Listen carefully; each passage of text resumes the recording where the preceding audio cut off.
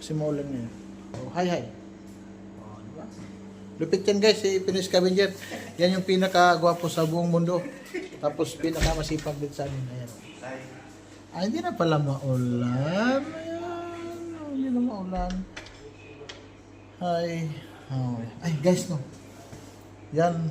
Ito pala accommodation namin, no. Yan. Yan. Kita nyo ba? Yan. Hindi mo makita yan. Sa labas, accommodation namin. Paikot yan. Yan. Ayan. So, isa pala guys sa mga kinoconsider ng mga OFW, yung mga, bawa, pag mag-OFW ka, gusto mong pumunta sa bansa, unang tinitingnan guys yung mga accommodation. Kasi, dapat maganda yung accommodation mo. Hindi naman sabing maganda. Yung, sakto lang. Ito yung lobby namin sa second floor. Dalawang floor. Pero malapad to yung isa. Second floor yan. First floor, second floor.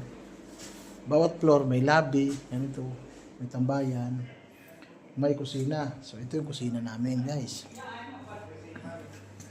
Tingnan yung kusina.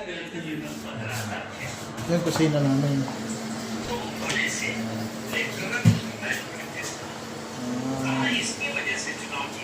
Takor!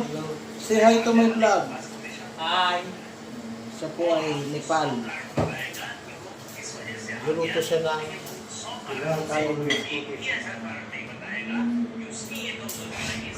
kaya kung kayo ay pupunta dito sa Croatia, yan yung ano nyo guys, consider nyo yung mga accommodation. Hindi naman pare-parehas, pero siyempre ang number one, maganda yung accommodation mo para pag pagod ka sa trabaho, pag uwi mo sa bahay, gusto mo magpahinga, papahinga ka na maayos.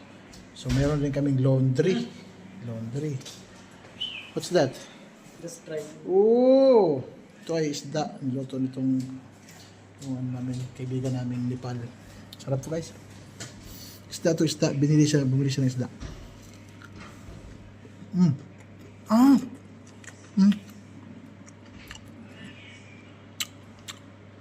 Itlog ng isda. Bonito niya. Yeah.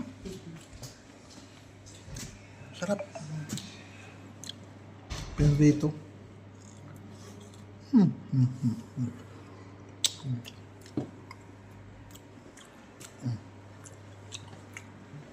Ito yung mga kwarto.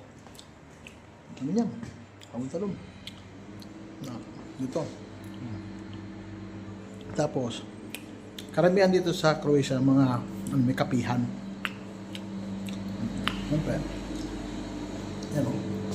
Vending machine. Kung nagtitipid ka, lagi ka magbendo. Ang kape dyan ay €50.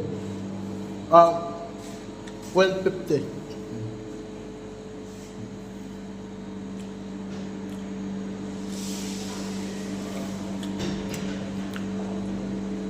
Dia parking.